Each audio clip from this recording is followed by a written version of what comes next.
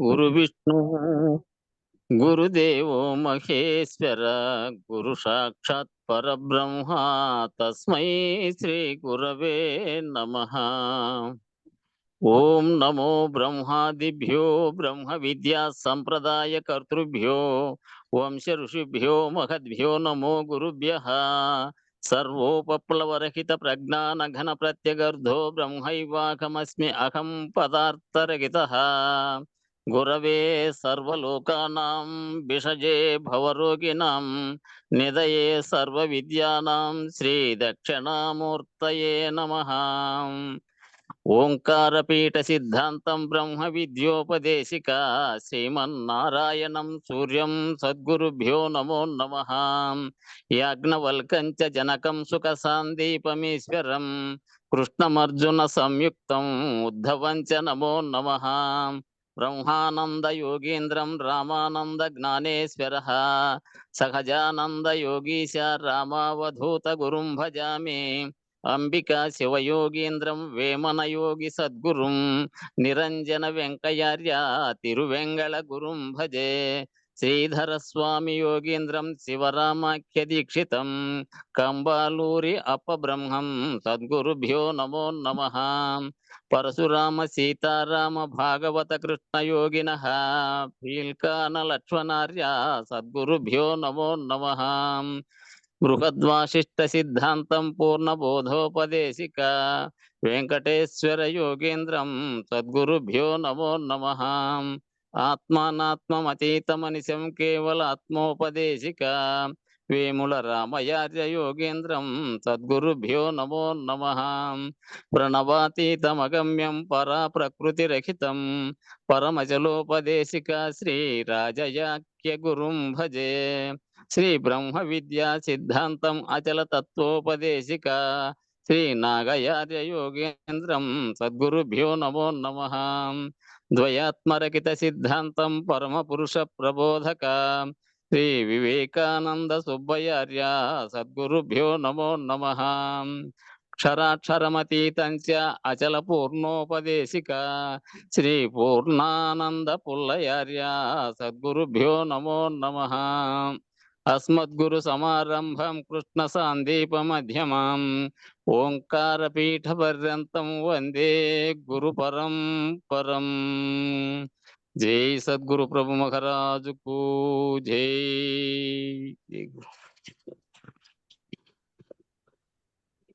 శ్రీ సమంచితమవ్యయం పరమ ప్రకాశమగోచరం భేదవర్జితమప్రమేయమనంతమాద్యమ కల్మషం నిర్మలం నిగమాంతమద్వయమప్రతర్క్యమబోధకం ప్రాతరేవ హి మానసాంతర్భావయేద్గురుపాదుకం. నాద బిందు కళాత్మకం దశనాద భేద వినోదకం మంత్రరాజ విరాజితం నిజ మండలాంతర్భాషితం పంచవర్ణమఖండమద్భుతమాధికారణమచ్యుతం ప్రాతరేవ హి మానసాంతర్భావయేద్గురుపాదుకం. వ్యోమవద్వగిరంతరస్థితమక్షరం నిఖిలాత్మకం కేవలం పరిపూర్ణమేకమజన్మహి ప్రతిరూపకం బ్రహ్మతత్వ వినిశ్చయం నిరతానుమోక్ష సుబోధకం ప్రాతరేవ హి మానసాంతర్భావయేద్గురుపాదుకం. బుద్ధి రూపమబుద్ధితం త్రితయైకకూట నివాసినం నిశ్చలం నిరత ప్రకాశక నిర్మలం నిజమూలకం పశ్చిమాంతరఖేళనం నిజ శుద్ధ సంయమి గోచరం ప్రాతరేవ హి మానసాంతర్భావయేద్గురుపాదుకం. హృద్గతం విమలం మనోజ్ఞ విభాషితం పరమాణుకం నీలమధ్య సునీల సన్నిభ మాది బిందు నిజాంశుకం సూక్ష్మకర్ణిక మధ్యమస్తి పరివర్తిత విద్యుదాది విభాషితం ప్రాతరేవకి మానసాంతర్భావయేద్గురుపాదుకం పంచ పంచ వృషీక దేహమనచతుష్క పరత్వరం పంచభూత సకామ షట్క సమీర శబ్ద ముఖేతరం పంచకోశ గుణత్రయాది సమస్త ధర్మ విలక్షణం ప్రాతరేవకి మానసాంతర్భావయేద్గురుపాదుకం జై సద్గురు ప్రభు మహారాజుకు జై గురు పరంపరముకు జై జై గురు జై.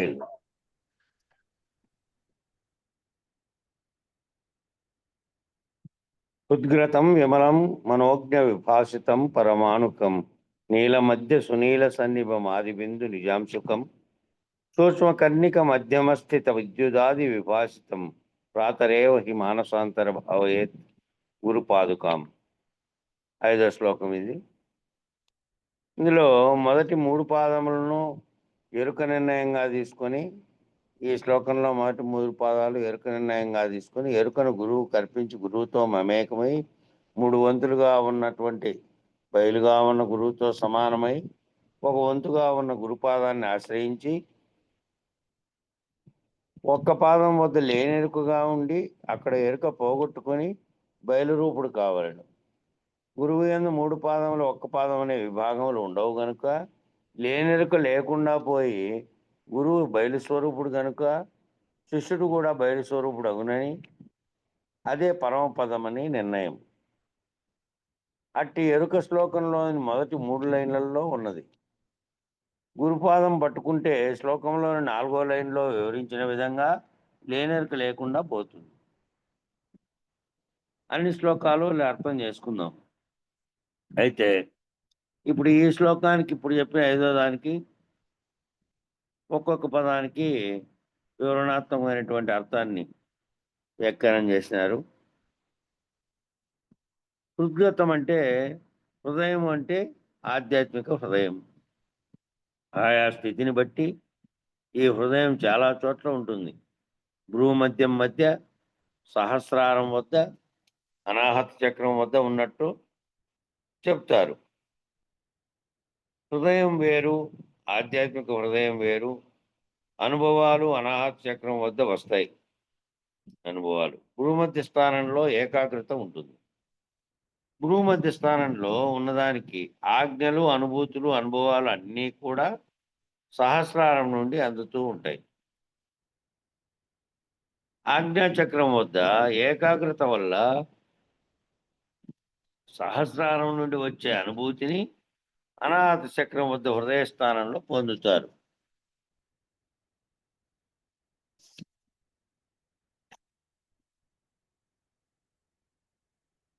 అందుకని చాలామంది చాలా సాంప్రదాయాల్లో హృదయం అనేది గుండెకు కుడివైపునని, కొంతమంది భూమధ్య స్థానం అని, కొంతమంది సహస్రారం అని చెప్తారు.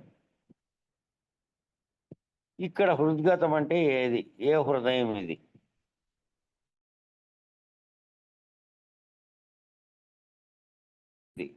అష్టదళములే అష్టతనువులు. అష్టదళ పద్మం యొక్క 8 దళాలు, 8 తనువులు. 8 తనువులు అంటే ఇంతకుముందే వివరించుకున్నాం. 4 ఈశ్వర తనువులు, విరాట్, హిరణ్య గర్భ, అవ్యాకృత, పరమాత్మ లేక మూల ప్రకృతి, ఇక 4 జీవతనువులు.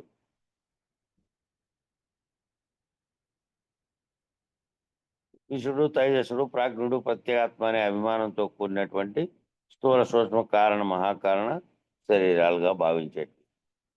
8 కూడా 8 అష్టదళాలన్నీ 8 యొక్క ఆ 8 దళాలుగా ఉన్నటువంటి 8 తనువులు. ఈ రేకుల మధ్య బిందుస్థానం, ఈ రేఖల మధ్య వాటి మధ్యలో బిందుస్థానం అనేది ఒకటి ఉంది. ఆ స్థానమే ఘనరూప అఖండ ఎరుక. ఈ సహస్రారంలో ఎక్కడైతే ఇవన్నీ పుడుతున్నాయో, వీటన్నిటికీ స్థావరమై ఉన్నదో అది ఘనరూప అఖండ ఎరుక. మామూలుగా ఎనిమిది దళముల కదలికల వల్ల ఏదో ఒక అనుభవం వస్తూ ఉంటుంది. ఈ 8 దళాల కదలికల వల్ల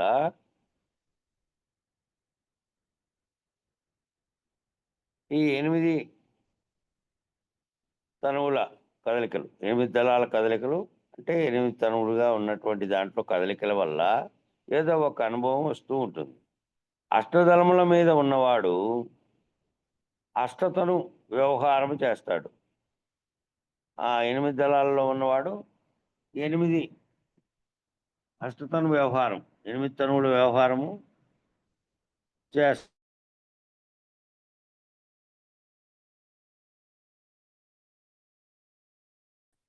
అష్టదళముల నుండి లోపలికి ప్రయాణం చేసి దళములను విడిచి దళాల మధ్యలో ఉన్న దుద్దుస్థానమునకు చేరితే అక్కడ ఎరుక ఆగిపోతుంది.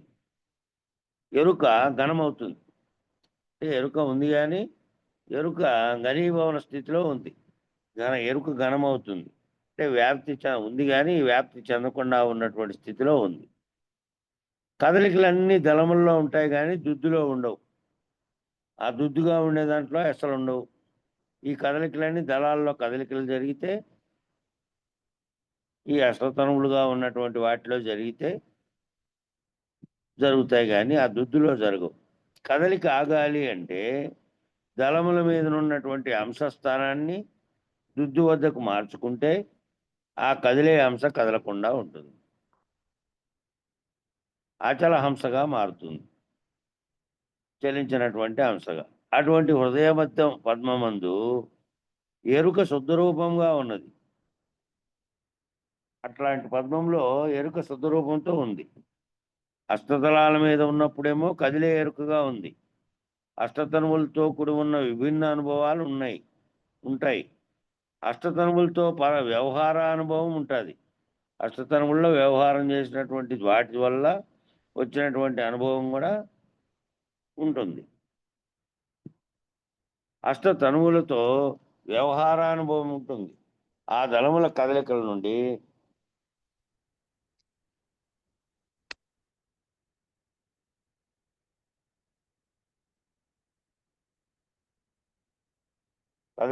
కదలకుండా ఉన్న దుద్దుకు ప్రయాణం చేస్తే ఆ కదిలే దళాల నుంచి దాని నుంచి కదలకుండా ఉన్నటువంటి దుద్దు వద్దకు ప్రయాణం చేస్తే ఆ అష్టదళ పద్మంలో మధ్యకి ఎప్పుడైతే వచ్చాడో అక్కడ శుద్ధ ఎరుక ఉన్నది. ఆ ఎరుక శుద్ధ రూపంగా ఉన్నది అనగా అది విమలం. అక్కడ మనోజ్ఞముగా మనోహరంగా ఉంటుంది, స్వప్రకాశంగా ఉంటుంది.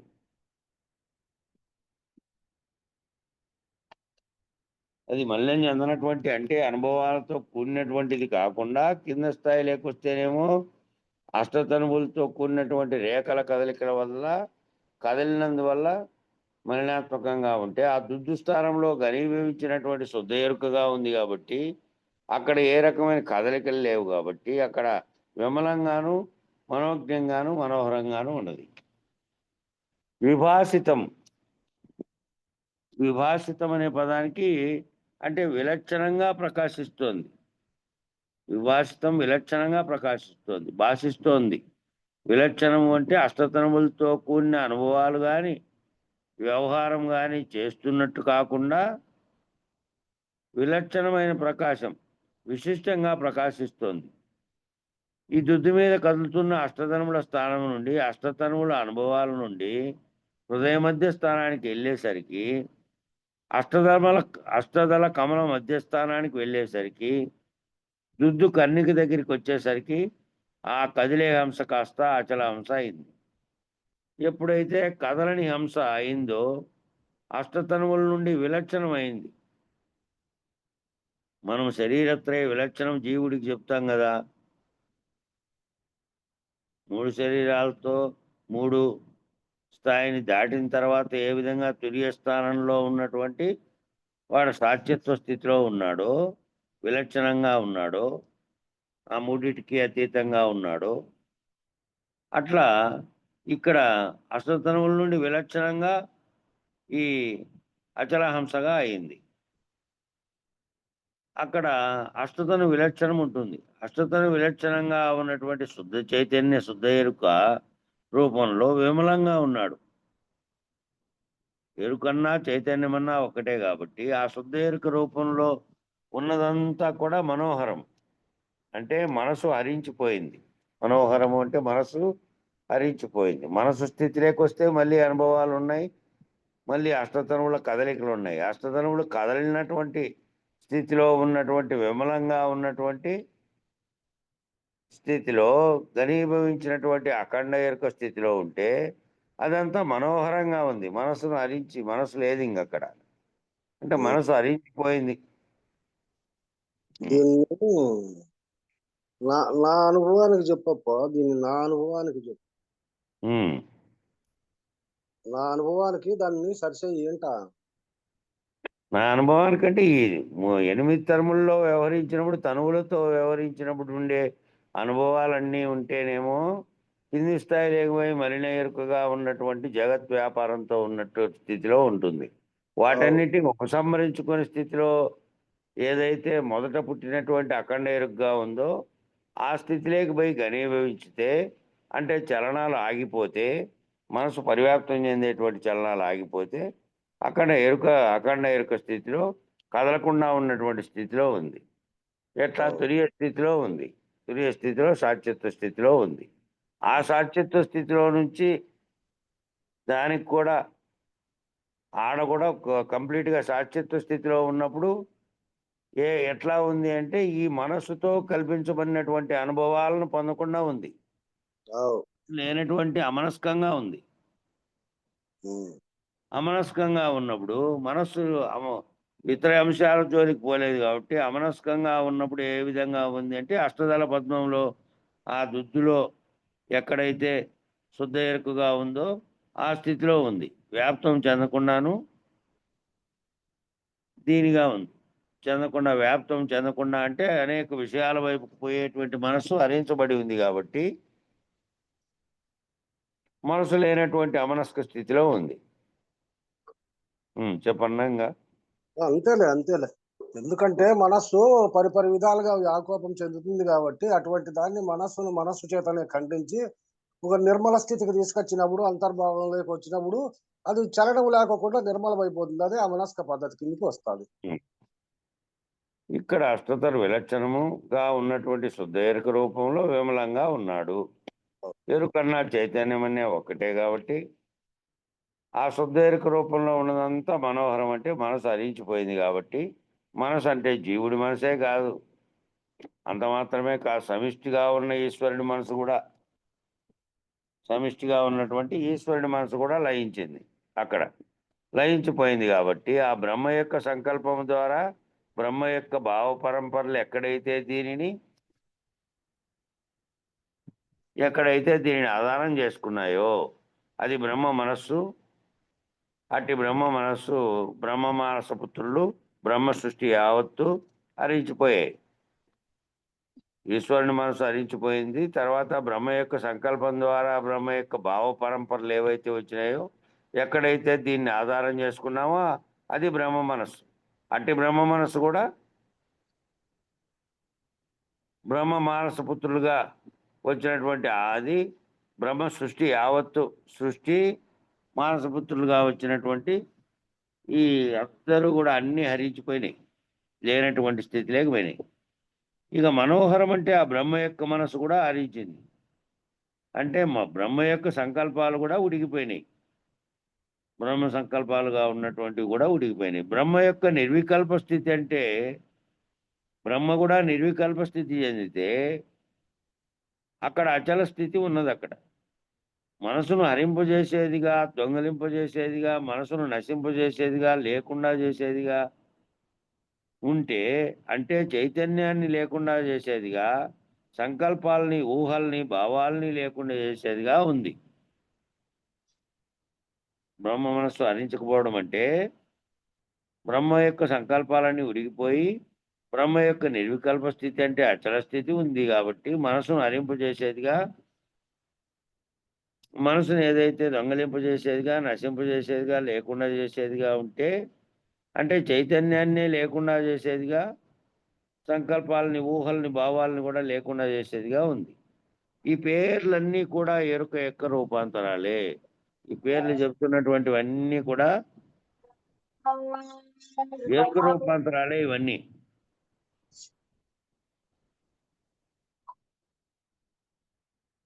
భావము, ఆలోచన, సంకల్పము అన్నిటికీ అర్థం ఎరుకే.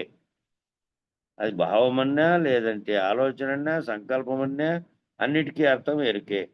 చైతన్యమన్నా ఎరుకే. కనుక ఎరుక యొక్క నిశ్చల స్థితికి చేరినప్పుడు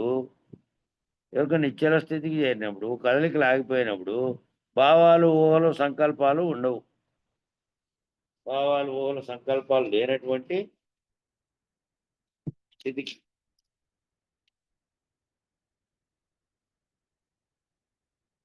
అక్కడ బ్రహ్మ స్వప్రకాశము అంటే ప్రకాశమే తానైన వాడు, స్వయం ప్రకాశకం కాదు.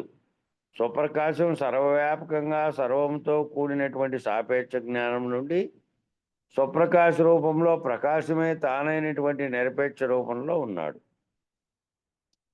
బ్రహ్మ ప్రకాశం అంటే ప్రకాశమే తానైన వాడు, ఇంకా స్వయం ప్రకాశకం కాదు. స్వప్రకాశకం సర్వవ్యాపకంగా సర్వంతో కూడిన సాపేక్ష జ్ఞానం నుండి సర్వవ్యాపకంగా ఉన్నటువంటి అన్నిటితో కూడినటువంటి సర్వము జగత్తుతో సహా సర్వము అంతటితో కూడి సాపేక్ష జ్ఞానం నుండి వాటన్నిటి గుర్తించగలిగినటువంటి వాటన్నిటి చూస్తున్నటువంటి సాపేక్ష జ్ఞానం నుండి నిరపేక్ష రూపంలో ఉన్నాడు.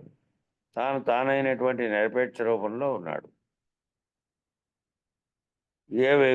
దేన్ని చూసేటువంటి దేనితోనూ తాదాత్మ్యం చెందనటువంటి స్థితిలో ఉన్నాడు నిరపేక్ష రూపంలో. సాపేక్ష రూపంలో ఉన్నప్పుడేమో సర్వవ్యాపకంగా ఉండే సర్వదానితోనూ కూడి ఉన్నాడు. దానితో కదలికలతో అన్నింటినీ గుర్తించే స్థితిలో నుంచి గుర్తించకుండా నిరపేక్ష రూపంలో దేనికి అంటకుండా ఉన్నటువంటి రూపంలో ఉన్నాడు. అష్టదళాల మధ్య ఉన్న దుద్దు అనే బిందువు పరమాణు రూపంగా ఉంటే పరమాణుకంగా సూక్ష్మకంగా ఉంటుంది. మీకు ఊహ అందడం కోసం ఈ అష్టదళాలు, ఆ పద్మము, ఆ దుద్దు, ఆ కదలని ప్రాంతం దాని హృదయస్థానమని, హృదయ మధ్యమని, దాన్ని పరమాణుకమని చెప్పాము. కానీ పరమాణు అనేది పదార్థంగా ద్రవ్యం. ఈ పరమాత్మ అనేది ద్రవ్యం కాదు. ఇది నామరూపం కాదు. శక్తి కేంద్రం అన్నామా అంటే సుషుమ్న నాడిలో ఇతర కేంద్రాల వద్ద శక్తి కేంద్రాలు ఉన్నాయి. భూమా వద్ద శక్తి కేంద్రం ఉన్నది. అది కదలదు కానీ నిన్ను నడిపిస్తుంది. ఆ భూమా అనే దాని వద్ద శక్తి కేంద్రం ఉంది. అదేమో కదలదు కానీ నడిపిస్తున్నది అదే. దాంట్లో నుంచి వస్తున్నటువంటి భూమిలో నుంచి వస్తున్నటువంటి శక్తి వల్లే. ఇక్కడ పరమాణువుగా చెప్పినదేమో ద్రవ్యం, అది పదార్థంగా ఉంది. అది పరమాత్మేమో అది ద్రవ్యం కాదు. ఇది నామరూపం కాదు. శక్తి కేంద్రం అన్నామా పరమాత్మ అంటే సుషుమ్న నాడిలో ఇతర కేంద్రాల వద్ద అవి శక్తి కేంద్రాలు ఉన్నాయి. అట్లే భూమి అనే దాని వద్ద కూడా శక్తి కేంద్రం ఉంది. అది కదలదు కానీ నిన్ను నడిపిస్తుంది. భూమధ్య స్థానంలో జీవహంస అనగా చలించేవాడు జీవుడు. భూమధ్య స్థానంలో ఉండే జీవహంస అనేవాడు చలిస్తున్నాడు. చలించేవాడు జీవుడుగా ఉన్నాడు. ఆ పరమాత్మ కూడా అష్టతనువులుగా ఉండి జీవాత్మగా ఉన్నప్పుడేమో స్థూల సూక్ష్మ కారణ శరీరాలుగా చలిస్తున్నాడు. ఈశ్వరుడుగా ఉన్నప్పుడేమో విరాట్ హిరణ్య గర్భ వ్యాకృతులుగా చలిస్తున్నాడు. ఇక్కడ నాలుగు రకాలుగా జీవుడుగా చలిస్తున్నాడు. ఈశ్వరుడుగా ఉన్నప్పుడు కూడా విరాట్ హిరణ్య గర్భ వ్యాకృతులుగా అక్కడ కూడా చలిస్తూ ఉన్నాడు. ప్రత్యేగాత్మగా ఉన్నప్పుడు చలించేవానికి చెలింపజేసే ప్రేరణని, స్పందనని అందిస్తున్నాడు. తాను కదలకుండానే వేరే వాటిని కదిలింపజేసే సత్తా అక్కడ ఉన్నది. ప్రత్యేగాత్మగా ఉన్నప్పుడేమో ఇక్కడ ప్రత్యేగాత్మగాను, అక్కడ సమిష్టిలో పరమాత్మగాను అనుకోండి. ఆ రెండు ఒకటే. అయితే ప్రత్యేగాత్మగా ఉన్నప్పుడు చెలించే వాటికి చెలింపజేసే ప్రేరణని, స్పందనని అందిస్తున్నాడు. ప్రత్యేగాత్మ స్థితిలో ఉన్నప్పుడు మూలవస్థల్ని మీరినటువంటి తురియ స్థితిలో ఉన్నవాడే ప్రత్యేగాత్మ. అక్కడ పరమాత్మగా 4వ స్థితిలో, అక్కడ కూడా సాక్షిత్వ స్థితిలో తురియ స్థితిలో ఉన్న ఈశ్వరుడే అక్కడ పరమాత్మగా వ్యవహరిస్తున్నాడు, మూల ప్రకృతిగా వ్యవహరిస్తున్నాడు. అయితే తను చెలించే వాటికి చెలింపజేసే వాటికి ప్రేరణని స్పందనని అందిస్తున్నాడు తప్ప అది చెలించకుండా ఉంది అక్కడ. తాను కదలకుండానే వేరే వాటిని కదిలించే సత్తా ఉంది అక్కడ. అయస్కాంతము ఉదాహరణ చెప్తున్నాడు. అయస్కాంతము కదలకుండానే ఇనపగుండు సూదులను ఎలా అయితే కదిలిస్తుందో, ఇనుప రజనును ఎలా లాగుతుందో, అలాగా ఈ ప్రత్యేగాత్మ తాను కదలకుండా వేరే వాటిని కదిలింపజేస్తున్నాడు. ఆ పరమాత్మ కూడా అంతే. ఇక్కడ ప్రత్యేగాత్మగా జీవుని చెప్పారు, పరమాత్మగా సమిష్టిగా ఉన్నటువంటి ఈశ్వరుని చెప్పారు. అయితే ఈ రెండింటిలోనూ ప్రత్యేగాత్మ స్థితి అంటే మూఢవస్థల్ని దాటినటువంటి స్థితిలో, సాక్షాత్తు స్థితిలో కదలకుండా ఉన్నప్పటికీ ఈ కదిలేటువంటి ప్రేరణను అక్కడి నుంచే తాను కదలకుండా ఉండి అందిస్తున్నాడు.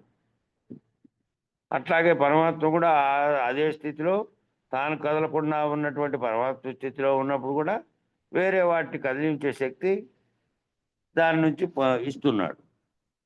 అంటే ఈ అయస్కాంతం తాను కదలకుండా ఉన్నప్పటికీ ఎక్కడన్నా పెడతానే దాని చుట్టూ ఉన్న వస్తువులు మాత్రము అయస్కాంత తరంగాలు అనేటివి గాలిలో ప్రసరించడం వల్ల దాని చుట్టూ ఉన్నవి దగ్గరలో ఉన్నవి లాక్కుంటుంది. అది సూదులు ఏమన్నా ఉంటే వస్తువులు. అట్లాగే ఇది కూడా తానేమీ కదలకుండా ఉన్నప్పటికీ తనలో అంతర్గతంగా ఉండే శక్తి తాను శాశ్వత స్థితిలో కదలకుండా ఉన్నప్పటికీ పరమాత్మ స్థితిలో, ప్రత్యేగాత్మ స్థితిలో ఉన్నప్పుడు, క్రియావస్థలో ఉన్నప్పుడు అది కదలకపోయినప్పటికీ దానిలో ఉండే ప్రసారమయ్యే శక్తి ద్వారా చుట్టూ వాటిని కదిలించినట్టు జీవుల్లో ఉండే వ్యవస్థల్ని సమిష్టిగా ఉన్న పరమాత్మలో ఉండే అవస్థలను అన్నిటినీ కదిలింపజేస్తున్నాడు. వ్యష్టిగా ఉన్న ప్రత్యేగాత్మ విశ్వ తైజస ప్రాజ్ఞులుగా జాగ్రత్త స్వప్న సుషుప్తావస్థల అనుభవాలుగా అనుభవించేదానికి ప్రేరణ, ఆ రకమైన అంతర్గత స్పందన కలిగి ఉన్నాడు. వ్యష్టిగా ఉన్నటువంటి ప్రత్యేగాత్మ విషుడు, తైజసుడు, ప్రాజ్ఞుడు అనేటువంటి 3 అభిమానులు మరియు జాగ్రత్త స్వప్న సుషుప్తావస్థలు అనేటి 3 అవస్థల్ని అనుభవాలుగా అనుభవించేదానికి ప్రేరణ, ఆ రకమైనటువంటి అంతర్గత స్పందన కలిగి ఉన్నాడు. ఆ అంతర్గత స్పందన ఏదైతే కలిగి ఉన్నాడో దాని పేరే కళ. ఆ కళాతత్వము చేత, ఆ ప్రత్యేగాత్మ యొక్క స్వభావం చేత మిగతా 3 తనువుల్లో వ్యవహారాలు, కదలికలు వస్తాయి. ఆ మిగతా 3 తనువులు అన్నిట్లోనూ ఆ 4వ స్థితిగా ఉన్నటువంటి ప్రత్యేగాత్మగా ఉన్నటువంటి కదలకపోయినప్పటికీ, ఆ తురియ స్థితిలో ఉన్నటువంటి స్థితిలో ఉన్నప్పటికీ దాని యొక్క శక్తి వల్ల ఈ 3 తనువులుగా ఉన్నటువంటి విశ్వ తైజస ప్రాజ్ఞులు అనే అభిమానులుగా ఉండి 3 అవస్థల్ని పొందుతున్నటువంటి జాగ్రత్త స్వప్న సుషుప్త అవస్థల అనుభవాలుగా దానికంతటికీ అక్కడి నుంచే ప్రేరణ కలుగుతోంది. దానికి ఆ ప్రేరణ పేరే అంతర్గత స్పందన. అంటే లోపల కదలికలు అంతర్గతంగా కదిలే స్పందన పేరే ఏంటంటే కళ. ఆ కళాతత్వం చేతనే ఆ ప్రత్యేగాత్మ యొక్క స్వభావం చేత మిగతా 3 తనువుల్లో వ్యవహారాలన్నీ కదలికలు వస్తాయి. అలాగే ఈశ్వరుని దగ్గర కూడా పరమాత్మ యొక్క స్వభావం చేత ఏ పరమాత్మగా ఉన్నటువంటి స్వభావం ఏదైతే 3 అవస్థల్ని సమిష్టిలో 3 అవస్థల్ని దాటినటువంటి పరమాత్మ స్థితి అనే దాని యొక్క శక్తి చేత విరాట్ హిరణ్యగర్భ అవ్యాకృతుల యొక్క అనుభూతులు, వ్యాపారాలు, కదలికలన్నీ అక్కడి నుంచి అందుతున్నాయి. పరమాత్మ స్థితిలో ఉన్నప్పుడు పరమాత్మగా కదలక ఉన్నప్పటికీ దాని శక్తి చేత ఈ మిగతా 3 అవస్థల్లోకి కదలికలు వస్తున్నాయి. హిరణ్య గర్భుడిలోనేమో అంతర్ప్రజ్ఞానుభవం, విరాట్ స్వరూపుల్లోనేమో బాహ్య ప్రజ్ఞానుభవం. హిరణ్య గర్భుడుగా ఉన్నప్పుడు అంతర్ప్రజ్ఞానుభవం చేత జీవునికి కదా కళలు వచ్చినట్టు, లోపల అంతర్ప్రజ్ఞానుభవం అనేది ఉంది కాబట్టి దానిచే కళలు వచ్చినట్టు, విరాట్ స్వరూపంలో ఉన్నప్పుడేమో బాహ్య ప్రజ్ఞానుభవం. విరాట్ స్వరూపంలో స్థూలంగా ఉన్నాడు కాబట్టి ఆ స్థూలంగా బాహ్యంగా కనబడుతుండేటువంటి ప్రజ్ఞానుభవం అంతా కనబడుతోంది.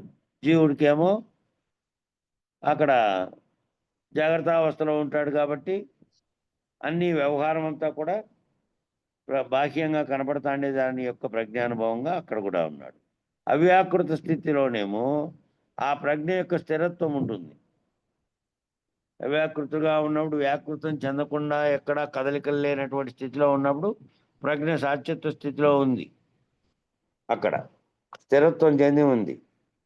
జీవునికేమో నిద్రావస్థలో ఉన్నప్పుడేమో ఈ ప్రజ్ఞ అంతా సాక్షిత్వ స్థితిలో ఉంది, ప్రాజ్ఞుడుగా ఉన్నాడు అక్కడ.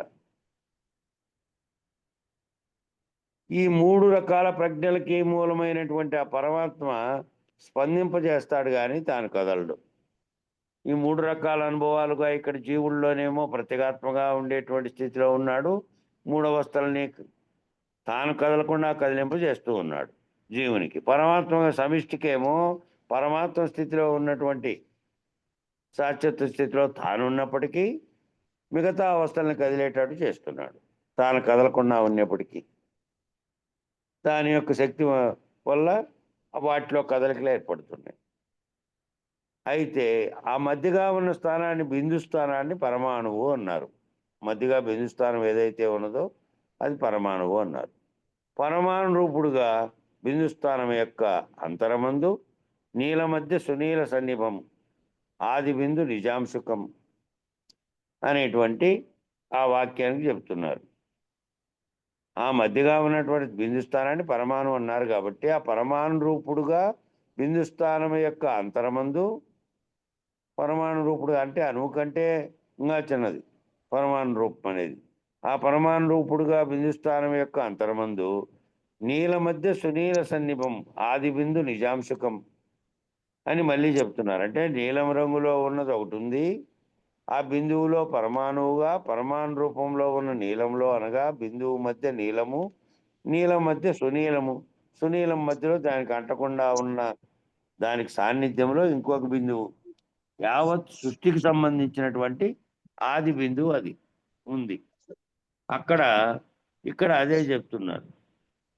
బిందు స్థానమేమో అంతరమందు నీలవర్ణము, నీలవర్ణం మధ్యలో సునీలవర్ణం ప్రకాశిస్తూ ఉంటుంది. ఎక్కడంటే సహస్రారంలో అష్టదళ పద్మం యొక్క మధ్యలో రకరకాల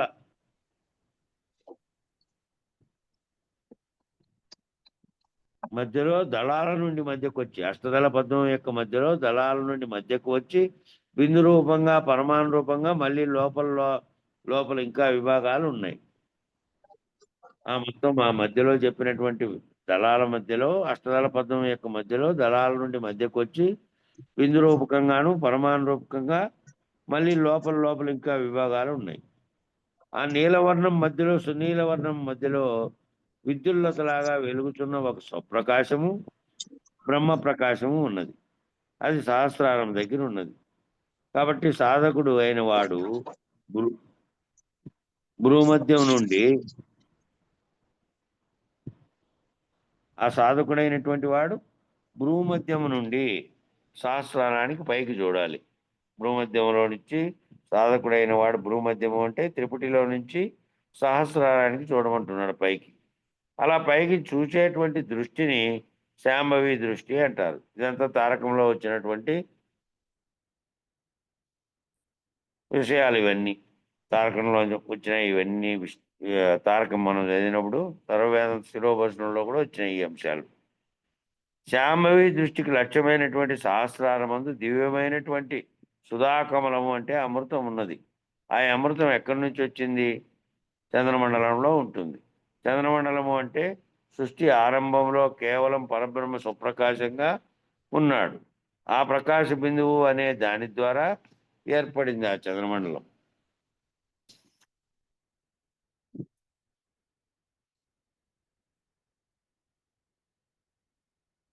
ఇక్కడ సాధకుల్లో కూడా సహస్రారం దగ్గరికి శాంభవి దృష్టిని కనుక పెడితే అక్కడ ఉన్న అమృతధారలు జీవుల యొక్క అనుభవానికి వస్తాయి.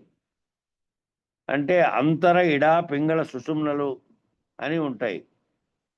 అంతరంలో ఇడా పింగళ సుషుమ్నలు అని ఉంటాయి. వాటి యందు అంతర సుషుమ్న నాడి ద్వారా ఇక్కడ ఘనీభవించినటువంటి చంద్రమండల స్థానంలో ఉన్న అమృతము కుండలిని శక్తి జాగృతం కాగా దాని యొక్క సంఘటిత శక్తి వలన ఒక అగ్ని తేజం పుట్టి చంద్రకళాస్థానమును చేరును. అక్కడ మంచుగడ్డ వలనున్న అమృతము ద్రవరూపమై కొండనాలకు వద్దున్న అమృత బిందు రూపంలో స్రవిస్తుంది. యోగులు దీన్ని అనుభవిస్తారు. యోగ పద్ధతిలో పోయిన వాళ్ళు ఈ విధంగా దీన్ని అనుభవిస్తారట. అందువల్ల ఆ చంద్రకళాస్థానాన్ని సుధామండలము అన్నారు. ఇటువంటి సుధామండలం నుండి తటిల్లత వలె, విద్యుల్లత వలె, ఒక మెరుపు వలె సర్వమును ప్రకాశింపజేసేటువంటి ఒక ఎరుక పుట్టింది. ఇక్కడ నుంచి పుట్టినటువంటి ఆ చంద్రకళాస్థానాన్ని సుధామండలముగా ఉన్నటువంటి దాంట్లో ఒక మెరుపు వలె సర్వమును ప్రకాశింపజేసేటువంటి ఎరుక అనేది పుట్టింది. ఇలాంటి ఎరుకను ఏం చేయాలి?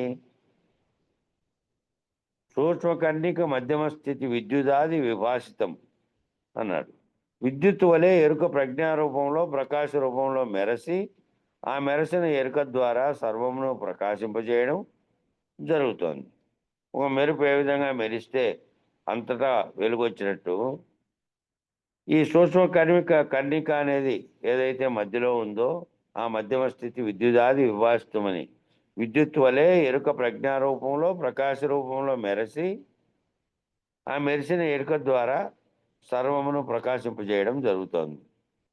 ఆ సర్వమును ప్రకాశింపజేసేటువంటి తాను స్వయం ప్రకాశంగా ఉంటూనే తనకంటే అన్యమైనవి లేకనే ఉన్నట్లు తోచినవన్నీ తన ప్రకాశం చేత గోచరింపబడుతున్నాయి. తన ప్రకాశం చేత తనలో ఉండే ఆత్మ ప్రకాశం వల్ల మిగతాటివన్నీ తెలుసుకోగలగడానికి ఏవైతే అంతఃకరణ అనేది ఉపయోగపడి దాని ద్వారా గుర్తెరుగుతున్నాడో అవన్నీ దీని ప్రేరణ చేత ప్రకాశింపబడి తాను స్వయం ప్రకాశకంగా ఉంటూనే తనకంటే అన్యమైనవన్నీ లేకనే ఉన్నట్టు తోచినవన్నీ ఈ ప్రకాశం చేతనే గోచరింపబడుతూ ఉన్నాయి. ఆ ప్రకాశ రూపంలో ఉన్న వస్తువులు ప్రతిఫలించినటువంటి ప్రకాశం చేత గోచరించబడుతూ ఉన్నాయి. లేకనే ఉన్నట్లు తోచుట అనేది విమర్శ బిందు కారణంగా జరుగుతుంది. లేకనే ఉన్నట్లు తోచుట అనేది ఏ బిందు కారణంగా అంటే విమర్శ బిందువు అనే దాని కారణంగా జరుగుతుంది. అనగా మాయ కారణంగా జరుగుతుంది. విమర్శ బిందువే మాయ కాబట్టి మాయ కారణంగా ఇది తోచడం అనేది జరుగుతుంది. ఆ భిన్న ప్రకాశమైన ఎరుక ఎక్కడుంది? ఆ భిన్నమైనటువంటి ప్రకాశమైనటువంటి ఎరుక ఎక్కడుంది అంటే అష్టతలముల మధ్య ఒక పరమాణు రూపమైనటువంటి అచల స్థానానికి వెళ్ళి అచల స్థానం మధ్యలో నీలవర్ణం అంటే ఆ నీలవర్ణం మధ్యలో సునీలవర్ణం అంటే ఆ సునీలవర్ణం మధ్యలో మళ్ళా విద్యుత్ కాంతిలాగా ఒక మెరుపు వచ్చిందంటే ఆ మెరుపే అఖండ ఎరుక, సమిష్టిగా ఉన్నటువంటి అఖండ ఎరుక. ఆ మెరుపు వలనే సర్వము ప్రకాశింపబడుతున్నాయి. అటువంటి ఎరుక ఎంతకాలం ఉంటుంది అంటే ఒక్క క్షణకాలం ఉంటుంది. తటిల్లత అంటే క్షణకాలం మెరిసి ఆగిపోయేటువంటిది. ఈ స్వప్రకాశ బ్రహ్మ కూడా ఆ స్థానంలో ఒక క్షణం మెరిసి ఆగిపోతూ ఉంటాడు. కనుక ఈ మెరుపుకు ఆది అంతం ఉంది. ఒకప్పుడు ఉంటుంది, ఒకప్పుడు ఉండడం లేదు. ఈ మెరుపు ఏదైతే ఒకప్పుడు ఉండి ఒకప్పుడు లేకుండా ఉందో దానికి ఆది అంతం ఉన్నది. కానీ ఆది మధ్యాంతరహితమైనది మన లక్ష్యం. ఆది మధ్యాంతరహితమైనది బయలే. ఈ ఎరుక తటిల్లత వలె వస్తూ పోతూ మినుకుమంటూ ఉంటుంది. కాబట్టి ఇది అసత్ అనగా సద్రూపం కాదు. తెల్లటి గుడ్డుకు కనురెప్పలు దాన్ని కప్పి మూస్తూ ఉంటాయి. ఆ కనురెప్పల మూలం యొక్క రంగు ఎర్రగా ఉంటుంది. ఆ ఎర్రదానిలో మళ్ళా తెల్లగుడ్డు ఉంటుంది. ఆ తెల్లగుడ్డు మధ్యలో నల్లగుడ్డు, అందులో నీలవర్ణము, ఆ నీలవర్ణం మధ్యలో సునీలము, ఆ సునీలం మధ్యలో సూక్ష్మమైనటువంటి ఒక రంధ్రం ఉంటుంది. ఆ రంధ్రంలో విద్యుల్లత వలె వెలిగేది ఒకటి ఉంటుంది. ఇది అక్షి విద్యలో చెప్తారు. కనుక కన్ను యొక్క సాదృశ్యంలో ఈ చెప్పిన బోధంతా కూడా అక్షిని పొందుపరిచి బోధిస్తూ ఉంటారు. అందువలన ఆ రంగులు చెప్తాం. అటువంటి ఎరుక లేనిదని శిష్యునికి నిర్ణయమై ఈ కండ్ల మధ్యలో ఉండేటువంటి ఈ వర్ణనంతా నిజానికి దేంట్లో ఉంది అంటే ఈ నేత్ర పంచీకరణ అని ప్రత్యేకంగా బుక్ ఉంది ఒకటి. నేత్ర పంచీకరణ బుక్ పేరే. అది మన సుదర్శన్ గౌడు రాసినాడు. అది మన ఇది సాధన దగ్గర ఉన్నటువంటి ఆశ్రమం వాళ్ళు దాన్ని ముద్రించినారు ఆల్రెడీ. అక్కడ సికింద్రాబాద్లో ఉంటే తీసుకున్నాము ఒకసారి. నేత్ర పంచీకరణ అని ప్రత్యేకంగా దాన్ని వెలువరించినారు. దాంట్లో అంతా ఈ రంగులు కంటిలో ఉన్నటువంటి ఒక దాంట్లో ఒకటి ఉండి మళ్ళా సూక్ష్మమైనటువంటి అత్యంత సూక్ష్మరంధ్రంగా చెప్పబడినటువంటి దాంట్లో ఈ విద్యుల్లతాన్ని వెలిగేటటువంటి ఇది ఒకటి ఉంటుందని దాని వివరణ అంతా అందులో ఉంది. మీనా కూడా తత్వం చెప్తా అంటే అక్షి భావము చూపిన అని వస్తా చూడు, అదే అదే అదే ఉంటుంది అది. అదే అదే అదే అటువంటి ఎరుక లేనిదని శిష్యుడికి నిర్ణయమై ఎరుక పోగొట్టుకోవడం కోసము ఈ శ్లోకం యొక్క 4వ పాదంలో మానసాంతర్భావయేత్ గురుపాదుకం అనే దానిలో 3 పాదాలు బయలై ఉండగా 4వ పాదంలో లేనెరుకలో ఉన్న గురుపాదమును శిష్యుడు పట్టుకున్నాడు. అంటే అటువంటి లేఖనే తోచిన ఎరుకని పరిపూర్ణ బోధ చేత విచారించి ఆ ఎరుక లేనిదని నిర్ణయించి అట్టి ఎరుకను పోగొట్టుకోవడం కోసము గురువు యొక్క పాదాలను పట్టుకున్నాడు. ఎప్పుడైతే గురువు పాదాలను పట్టుకున్నాడో గురువులో మమేకం అవడం ద్వారా ఎరుక వీడిపోయి శాశ్వతమైనటువంటి పరమపదమైనటువంటి బట్టబయలే తానే అయి ఉన్నాడు. ఆ విధంగా పరమపదానికి సూచన చేస్తూ ఉన్నారు.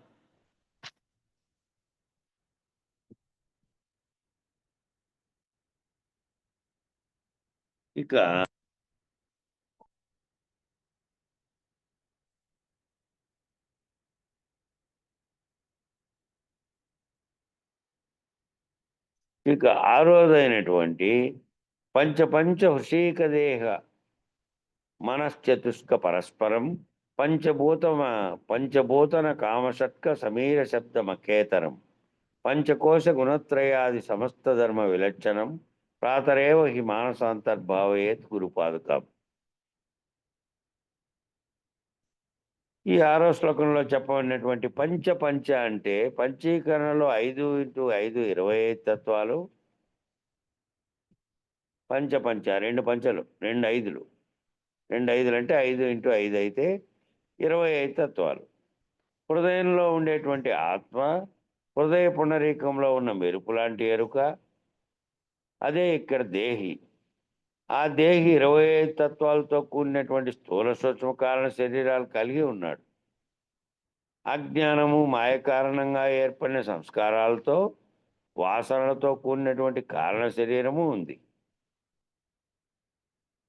ఏదైతే అజ్ఞానము ఆ మాయ కారణంగా సంస్కారాలుగా ఏర్పడి తర్వాత వాసనలతో ఏవైతే అనుభవాలు తనలో వాసన రూపంలో ఉన్నాయో వాటన్నిటితో కూడినటువంటి కారణ శరీరం ఉంది. పంచీకరణ ద్వారా వచ్చిన గోళకాలు పంచీకరణ ద్వారా అన్ని అనేక విధాలుగా చెప్పినటువంటి ఇంద్రియాలకు వాటికి అధిపతులుగా ఉన్నటువంటి గోళకాలుగా ఉన్నటువంటి వాటికి అధిదేవతలుగా ఉన్నటువంటివి అన్నీ ఇంతకుముందు ఒకసారి చెప్పినాం. రజోగుణ సంబంధంగా ఉన్నటువంటి వచ్చిన ఇంద్రియాలు స్థూల పంచభూతాల యొక్క సమ్మేళనంగా సప్తధాతువులతో కూడినటువంటి స్థూల శరీరం, సూక్ష్మ శరీరం, విషయ వాసనలు ఇవన్నీ కలిపి 25 తత్వాలు.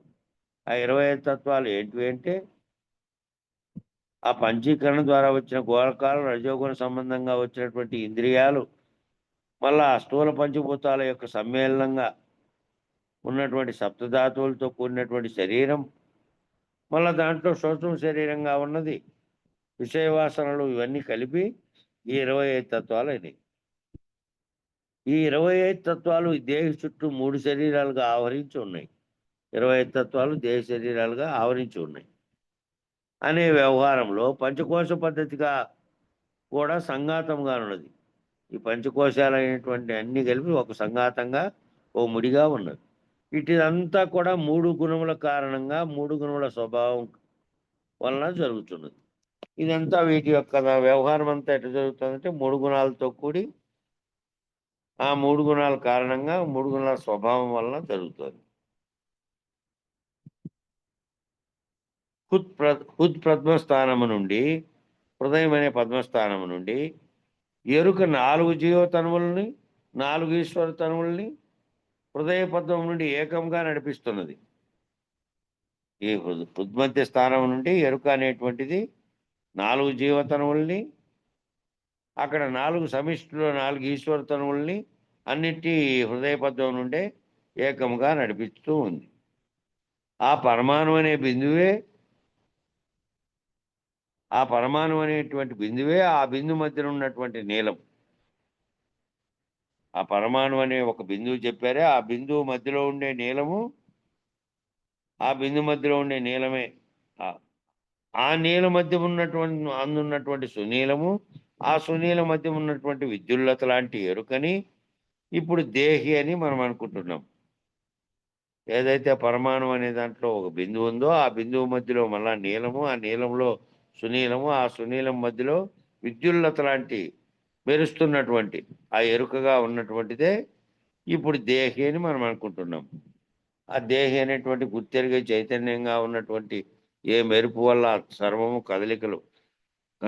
కనపడుతుందో, దృష్టికి వస్తుందో, మనం సర్వమును భావిస్తున్నామో ఆ ఎరుకనే ఇప్పుడు మనము దేహి అని పిలుచుకుంటున్నాం.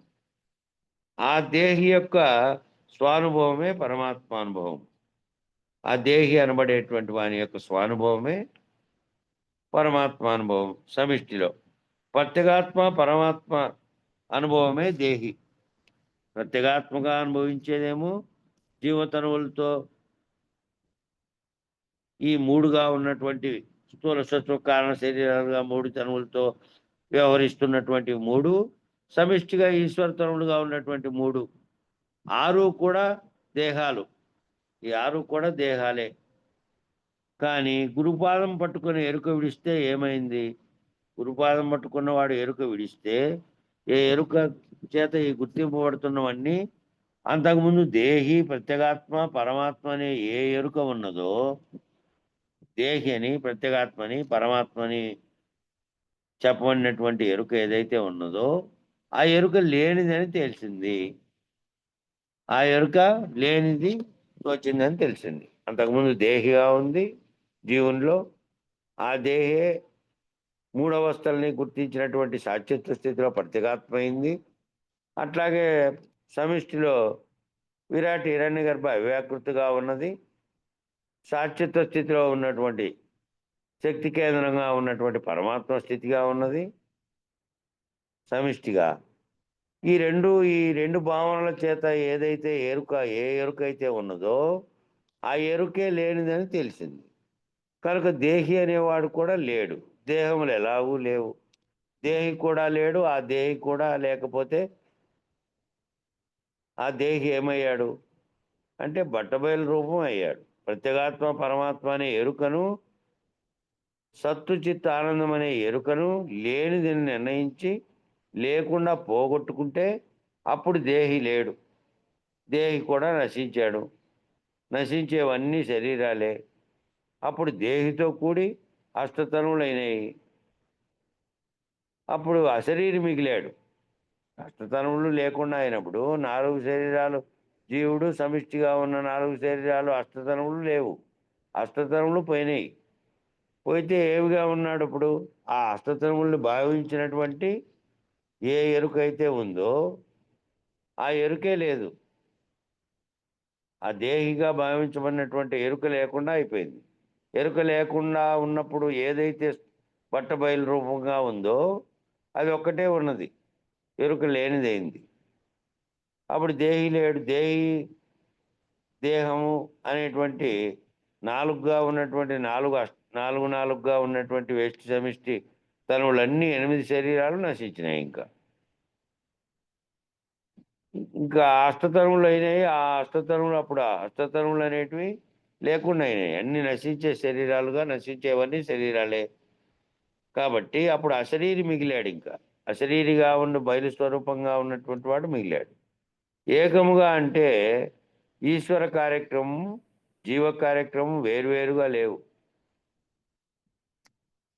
అంటే ఈశ్వరుని యొక్క 4 తనువులుగా చెప్పనటువంటి అవి జీవ కార్యక్రమంగా చెప్పినటువంటివి అవన్నీ వేరువేరుగా లేవు. రెండు సమన్వయంగా ఉంటేనే పనిచేస్తున్నాయి. ఆ పనిచేస్తున్నప్పుడు వేరువేరుగా పనిచేయడం అనేది లేదు. అనగా ఈశ్వరుడు నడిపిస్తే జీవుడు నడుస్తూ ఉంటే 2 ప్రభావాలు అక్కడే ఉన్నాయి. ఒకటి నడిపించేదానిగా, ఒకటి నడిచేదానిగా ఉన్నటువంటి 2 ప్రభావాలు అక్కడే ఉన్నాయి. స్పంద రూపముగా ఉన్నటువంటి ఈశ్వర తనువులు, ఆ స్పందాన్ని స్వీకరించి కదులుతున్నటువంటి జీవతనువులు, ఆ 3 ఆ 4వ దాన్ని చెప్పలే. 4వదేమో తాను కదలకుండా కదిలించే శక్తిని ప్రసాదించే స్థితిలో ఉన్నటువంటి స్థితిలో ఉంది 4వది. ఇక్కడ ప్రత్యేగాత్మ, అక్కడ పరమాత్మ. ఈ మిగతా మూడు తనువులు స్పందన రూపంగా ఉంటే ఆ స్పందాన్ని స్వీకరించి కదులుతున్నటువంటి జీవతనువులు 3 కలిసి 6 తనువులు ఒక్కటిగా జట్టుగా ఒకచోటే ఉన్నాయి. అక్కడ విరాట్ హిరణ్య గర్భ అవ్యాకృతుడుగా, ఇక్కడ విష్ణుడు తేజస్సుడు ప్రాజ్ఞుడుగా 3 6గా ఉన్నాయి. వీటికి అతీతంగా ఉన్న స్థితిలో వీటిని గమనిస్తూ ఉన్నటువంటి స్థితిలో, అతీతం కాదు, వీటన్నిటికీ సాత్యత్వ స్థితిలో ఉన్నటువంటి తుర్య స్థితిలో ఉన్నటువంటి ఇక్కడ ప్రత్యేగాత్మ, అక్కడ పరమాత్మగా కూడా 4వ స్థితిలో ఉన్నారు. ఈ 3 తనువులుగా ఉన్నవి ఒక్కచోటే ఉన్నాయి. అవి ఒకే పని చేస్తున్నాయి. ఒకటేమో ప్రేరేపిస్తోంది, ఒకటేమో కానీ పనిలో మాత్రం తేడా ఏమిటంటే అవి కదిలిస్తున్నాయి, ఇవి కదులుతున్నాయి. ఆ సమిష్టిగా ఉండేటివి కదిలిస్తున్నాయి, ప్రకృతి అంతటిని కదిలిస్తున్నాయి. దాంట్లో వచ్చినటువంటి ప్రేరణ వల్ల జీవుల్లో ఈ 3 కదులుతున్నాయి. అవేమో కదిలించేటివి, కదిలేటివి. అది స్పందింపజేస్తోంది, ఇదేమో ప్రతిస్పందిస్తోంది. అదేమో స్పందింపజేస్తోంది, ఇదేమో ప్రతిస్పందిస్తోంది. దానికి అనుగుణంగా స్పందించేదానికి అనుగుణంగా ఇది ప్రతిస్పందిస్తోంది. కాబట్టి ఒకటి స్పందింపజేయడము, ఒకటి ప్రతిస్పందింపజేయడం కలిసే పనిచేస్తున్నాయి ఆ 6. అది ప్రేరేపిస్తోంది, ఇదేమో ప్రేరణకు లొంగి నడుస్తోంది. ఆ 3 సమిష్టితనములుగా ఉండే ఆ 3 ప్రేరేపిస్తుంటే ఈ వ్యష్టితనములు 3 కూడా ఆ ప్రేరణకు లొంగి నడుస్తున్నాయి. వాడు ఆడిస్తున్నాడు, వీడు కీలుబొమ్మ అయ్యాడు. మామూలుగా తత్వాల్లో చెప్తా అంటారు కదా, నువ్వు ఆడిస్తున్నావు జగత్ అంతటి నాటకంగాను, ఆ నాటకంలో నేను పాత్రధారిని అయినాను అని. ఆడించేవాడు ఒకటి ఆడిస్తూ ఉంటే, సమిష్టిగా ఉన్నటువంటి ఆ 3 తనువులు ఆడిస్తుంటే, వ్యష్టిగా ఉన్నటువంటి ఈ కీలుబొమ్మగా ఉండే ఈ తనువులన్నీ ఆడుతూ ఉన్నాయి.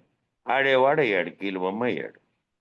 మన దేహంలో కూడా 21,600 జీవాంశాలు ఉన్నాయి. మన దేహంలోనే మరలా వాటి పక్కనే ఉండి నడిపించేటటువంటి ఈశ్వరాంశాలు కూడా 3,400 ఉన్నాయి ఈశ్వరాంశాలు. వీటిలో నీలో ఉన్న సూక్ష్మ శరీరానికి 2,000, కారణ శరీరానికి బ్రహ్మాండంలో ఈ జీవుని నడిపే పంచకర్తలకు వగైరా అన్నిటికీ కలిపి 1,400 వెరసి 3,400 ఈశ్వరాంశాలు ఉన్నాయి. జీవునికి ఉండేటువంటి 21,600 అంశాల్లోనే ఈ 3,400 అంశాలు ఈశ్వరాంశాలుగా ఉన్నాయి. కనుక ఈశ్వరాంశాలు జీవాంశాలు అన్నీ కలిపి ఒకే చోట ఉంటే జీవేశ్వర వ్యవహారం జరుగుతోంది. ఈ జీవేశ్వరుడు అనే వ్యవహారం అంతా ఒకచోటే జరుగుతోంది, సమిష్టిగా, వేరువేరుగా కాదు, ఒకచోటే జరుగుతున్నాయి ఈ వ్యవహారం అంతా. ఈ ఇద్దరి వ్యవహారము జరగడానికి, ఆడటానికి ఆట వస్తువు కావాలి కదా. ఈ ఇద్దరి వ్యవహారము జరగడానికి, ఆడటానికి ఒక ఆట వస్తువు అనేది కావాలి కదా. అదే ఈ నామరూప జగత్తు. ఈ ఇద్దరికి కావాల్సినటువంటి ఈ ఇద్దరు ఆడటానికి, ఈ వ్యవహారం జరగడానికి, ఆడటానికి ఆట వస్తువు అనేది ఒకటి కావాలి కదా. ఆ ఆట వస్తువు ఏందప్ప అంటే అదే నామరూప జగత్ అంతా ఆ ఆట వస్తువు. ఆ వస్తువుని పట్టుకొనే ఆట జరుగుతుంది. ఇటు జీవునిలో, అటు సమిష్టిగా ఉండే ఈశ్వరంలో ఈ రెండిట్లో జరుగుతున్నటువంటి ఆట ఎక్కడ జరుగుతుంది అంటే నామరూప జగత్తులో జరుగుతుంది. ఆ జగత్తు యొక్క సృష్టి స్థితి లయంతో ఈ దేహి అనేటువంటి ఎరుక, ఆ పరమాత్మ అనేటువంటి ఎరుక ఉండి తాను కదలకుండానే వీటిని కదిలిస్తూ ఉంది. ఈ జగత్తు యొక్క సృష్టి అంతా సృష్టి స్థితి లయాలతో సృష్టి కావడం, మళ్ళా స్థితిలో ఉండడం, మళ్ళీ లయించడం. ఈ మూడు కూడా దేహి అనేటువంటి ఎరుక, పరమాత్మ అనే ఎరుక. దేహి అనేటువంటి ఎరుకగా ఇక్కడ ఉంది దేహిలో, పరమాత్మ అనే ఎరుక అక్కడ ఉండి కదలకుండానే వీటిని కదిలిస్తోంది. ఒకటి కదలకుండా ఉండి దానిలో శక్తి ఉత్పన్నమై వచ్చిన దాంతో కదులుతున్నటువంటివి ఈ మూడు, ఆ మూడు కదులుతున్నటువంటి శరీరాలుగా ఉండి కదిలింపజేస్తున్నాయి. ఆ ఎరుకగా ఉన్నటువంటిదేమో అక్కడ అఖండంగాను, ఇక్కడ ఖండంగాను ఉన్నటువంటి ఎరుకగా ఉన్నటువంటిదేమో ఇక్కడేమో ప్రత్యేగాత్మగా ఉండి, అక్కడేమో పరమాత్మ స్థితిలో ఉండి దాంట్లో నుంచి వచ్చిన విక్షేపించినటువంటి శక్తి వల్ల అది కదలకపోయినప్పటికీ కదులుతున్నటువంటి, ఇందాక ఉదాహరణ చెప్పిరే ఆ అయస్కాంత శక్తిని, అది కదలకపోయినా కూడా దాని చుట్టూ ఉన్న కదులుతున్నాయని. అట్లా అవి కదలకపోయినప్పటికీ దాని ప్రేరణ చేత ఈశ్వర తనువులు మూడు, జీవతనువులు మూడు ఇవి కదిలి ఈ కదిలి యొక్క జగత్తంతటిని ఒక వస్తు రూపకంగా చేసుకొని ఏ ఆట అయితే ఆడుతున్నాడో ఆ దేహి అనే ఎరుక, పరమాత్మ అనే ఎరుక ఉండి తాను కదలకుండానే వీటిని అంతటిని కదిలిస్తోంది. కదలడం నేరం అయితే ఈ కదలడానికి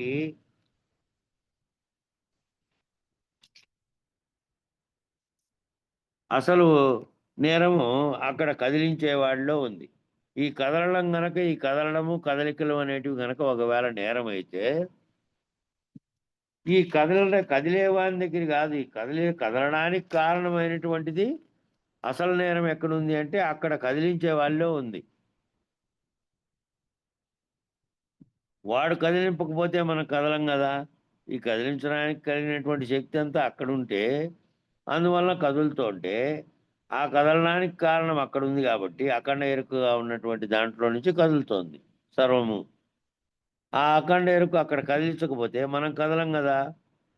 ఈశ్వరుని ఇంద్రియాలైనటువంటి అధిష్టాన దేవతలు ప్రేరేపిస్తేనే కదా జీవుడు అజ్ఞానంలో, సంసారంలో, బంధంలో చిక్కుకొని ఉన్నది. ఈ ప్రేరణ అంతా అక్కడి నుంచి కదులుతోంది కదా. మరి అక్కడ సమిష్టి ఎరుకగా ఉన్నటువంటిది, ఈశ్వరుడుగా ఉన్నటువంటిది, ఇంద్రియాలైనటువంటి ఈశ్వరుని ఇంద్రియాలుగా ఉండే అధిష్టాన దేవతలుగా దీనిన్నిటికీ అధిష్టాన దేవతలుగా ఉన్నారు కదా. ఆ ఈశ్వరుని ఇంద్రియాలు సమిష్టిగా ఉన్నటువంటి అధిష్టాన దేవతలుగా ఉన్నారు. అవే జీవునిలో ఉన్నటువంటి ఇంద్రియాలకు కూడా మూలకాలుగా ఉండి ఆ మూలకాలన్నిటికీ ఒక అధిదేవతలుగా ఉండి అవి ప్రేరణ కలిగిస్తే ఆయా ఇంద్రియాలన్నీ కదిలి ఆ జీవుడు అనేటువంటి వాడు అజ్ఞానంలో, సంసారంలో, బంధంలో చిక్కుకొని ఈ ఆటంతా ఆడుతాండేది. కాబట్టి అధిష్టాన దేవతలు ప్రేరేపించి మన ఇంద్రియాలను పిండాండంలో కదిలించకపోతే పిండాండ వ్యవహారమే లేదు కదా. కాబట్టి తప్పు కదిలించిన వాడిది అవుతుంది, కదిలేవాడిది కాదు. ఈ తప్పు అంతా కదిలించేవాడిది అవుతుంది, కదిలేవాడిది కాదు. కనుక జీవుడిది తప్పు కాదు, ఈశ్వరుడిదే తప్పు అనేటువంటి అసలు స్పందన పరమాత్మ నుంచి వచ్చింది కాబట్టి ఆ పరమాత్మ మాయా సబలితమై వీటన్నిటినీ కదిలించేటువంటి తత్వం కలిగి ఉన్నాడు కాబట్టి ఆ కదిలించే తత్వం ఉంది అంటే అది సగుణం.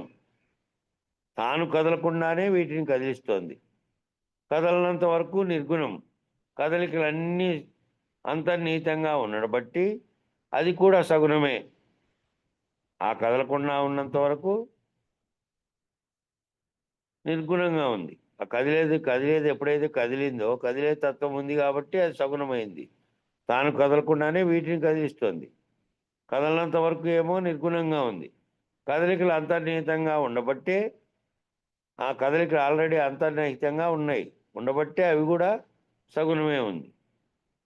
ఆ మాయా సబలిత బ్రహ్మ తనలోని గుణప్రేరణను ఈశ్వరునికి, జీవుడికి అంటిస్తున్నాడు.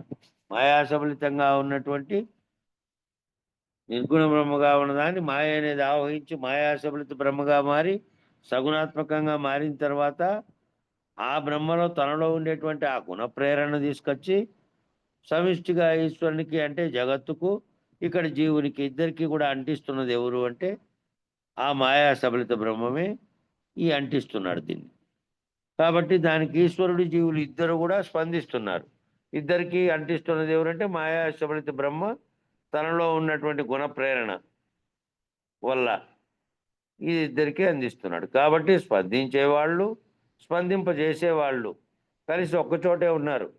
స్పందించే కారణమైనటువంటి అఖండ ఎరుక, స్పందించబడినటువంటి ఎరుక, ఈ రెండు ఒకచోటే ఉన్నాయి, రెండు కలిసే ఉన్నాయి, ఒక్కటే కలిసి పనిచేస్తున్నాయి. స్పందించేవాడు అంటే కదిలించేవాడు, కదులుతున్నవాడు కలిసి ఒకచోటే ఉన్నారు, వేరుగా ఏం లేరు అని ఇక్కడికి సమయం మూసింది. ఈ పేరా దగ్గర నుంచి రేపు చెప్పుకుందాం. మంగళం చెప్పండి.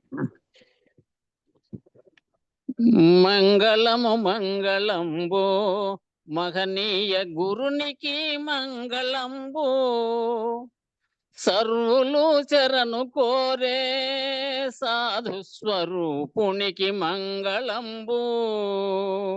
మంగళం గురుదేవాయ మహనీయ గుణాత్మనే సర్వలోక శరణ్యాయ సాధు రూపాయ మంగళం.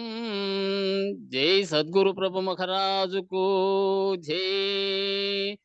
శ్రీ పూర్ణానంద పుల్లయార్య సద్గురు ప్రభు మహారాజుకు జై. శ్రీ వివేకానంద బండారు సుబ్బయార్య సద్గురు ప్రభు మహారాజుకు జై. గురు పరంపరముకు జై. గురు భక్త మండలికి జై. జై గురుదేవా. జై. జై